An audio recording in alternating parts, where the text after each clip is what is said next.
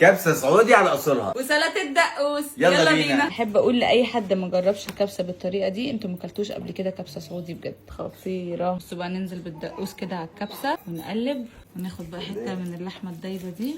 يا قلبي على الحلاوه. بسم الله بسم الله. على النار. حله كبيره كده عشان ندي مساحه للرز يستوي براحته.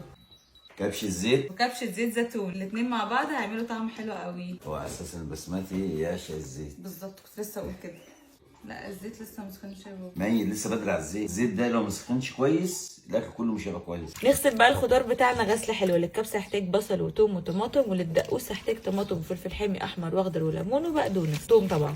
اهم حاجه النظافه والنظام. ننزل بقى بكميه من البصل المفروم. لازم التش دي. ايوه. نقعد بقى نقلب البصل ده لحد ما يبقى لونه بني معانا، يعني نحمره قوي بني مش ذهبي. ده لو ما كانش سخن، الزيت ده ما كانش سخن تمام كنت لقيت ان الحله كلها ميه دلوقتي. عايزين الصايم يدعي لنا كده ياكل احلى اكله. اكلك كله خطير. اتعلم مني. اي يا حبيبي انت الخير والله. عايزه الشبل من ذكى الاسد. بنت ابوكي. بصوا لما بنوصل بقى دلوقتي للمرحله دي في البصل اللي هو قبل ما يتحمر اللون اللي احنا عايزينه، ننزل بقى بالثوم وننزل بالبهارات الصحيحه. حطيت الثوم في ميه مغليه عشان يتقشر بسهوله، ده بيسهل قوي تقشير الثوم، عشان لو نزلنا الثوم من الاول هيتحرق معانا بدري قوي. هننزل البهارات الصحيحه هكتبها لكم كلها تحت الفيديو. وننزل بقى دلوقتي نص كميه البهارات بتاعتي اللي انا برضو هكتبها لكم تحت الفيديو. نقلب بقى الكلام ده كله مع بعضه. خلي البصل ياخد كده من طعم الثوم مع البهارات والبهارات الصحيحه. شايفين اللون خطير ازاي؟ لا ما شاء الله. الريحه بقى. بصوا بقى، دي لحمه من الموزه. نزل اللحمه بقى على البصل والبهارات. يا لهوي بقى. استمتع. ليه بنزل وبابا يقلب؟ عشان كل لحمه كده تبقى متقلبه مع البصل كويس. مش عارفه ما بتحبوش الضاني ليه؟ تبقى قدامي حلوه برضه. بتاكلوها يعني الضاني؟ لا. على فكره ده مش دم، ده البروتين بتاع اللحمه، بس انا مش هحطه، بس ده مش دم. ولا احنا مش بنغسل اللحمه عشان ما نضيعش الفوائد بتاعه اللحمه. اي حاجه يا جماعه بتترفع على النار ما تخافوش منها، اللي تخافوا منها لما تكون دايركت من ايد حد على بقكم، ساعتها تخافوا، لكن بدل ما تتعرض درجه حراره ما تقلقوش. تقلبوا بقى اللحمه مع البصل مع البهارات كويس جدا. شايفين المنظر؟ دلوقتي بقى ننزل الميه المغليه عشان اللحمه تستوي. بسم الله. هنحط ميه مغليه لحد ما تعدي بالظبط اللحمه. دوبك ايه؟ تغطيه. نلم كل بلابيز اللحمه كده بقى، نغطي نسيبها على نار هاديه تستوي براحتها خالص. تستوي براحتها خالص، وناخد بوسه ونريح. نضرب بقى 5 طماطم في الخلاط.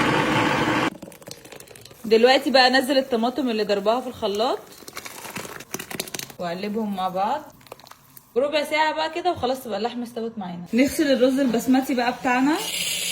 انا هغسله وهنقعه شويه. حاولوا تطلعوا النشا اللي في الرز ده قدر المستطاع، يعني اغسلوه كذا مره كده لحد ما تلاقوا الميه بتاعته صافيه. شايفين الميه بقت صافيه ازاي؟ هو ده قصدي، ما بقاش فيها نشا خالص. دلوقتي بقى بعد ما اللحمه خلاص استوت انزل الرز بتاعي اللي انا غسلته ونقعته شويه كده. هو خلاص يعتبر مستوي نص سوا او 3/4 سوا، اللي هو هيتقلب تقليبه كده مع اللحمه وخلاص كده. عاملين 3 اكياس رز. انا هحاول اقرب لكم الكميات كده تحت الفيديو. قلب الرز اهو على اللحمه الشوربه. ركزوا بقى معايا كويس جدا عشان دي من اهم الخطوات اللي هي اهم سر لنجاح الكبسه. دلوقتي هعلي النار عشان الميه دي تتشرب، وبعد كده هوطي النار وهنلاقي الرز ده طلع لفوق. خلصت معانا الكبسه. الله ما شاء الله. الله ينور. ما شاء الله ما شاء الله ما شاء الله. فلفله وخطيره. الف انا على اللي ياكل. جامد. لا الريحه مش طبيعيه. الله ما شاء الله ما شاء الله. احلى دقوس خطير مع الكبسه. دقوس كما قال الكتاب. طماطم، فلفل حامي احمر، فلفل حامي اخضر، شويه بقدونس، وعصير ليمونه. هكتب لكم المقادير كلها تحت الفيديو. هحط ملح وخل وليمون وكمون بس كده. تحط اي حاجه تانية خالص. وشويه شطه. حط شويه من تشيلي فليكس. حط بقى شويه توم حلوين بس. نضرب بقى الكلام ده كله في الخلاط مع بعضه. هزود بقى شويه ميه في الخلاط ونضربهم بقى. احلى دقوس خطيره مظبوطه، لازم تجربوها يا جماعه، عالميه. بصوا يا جماعه بصوا. هنستناكم تجربوها. باي باي. صوما مقبولا وافطارا هنيا ان شاء الله. بصوا يا جماعه الحلاوه. بصوا بص بص بص بص. خطيره.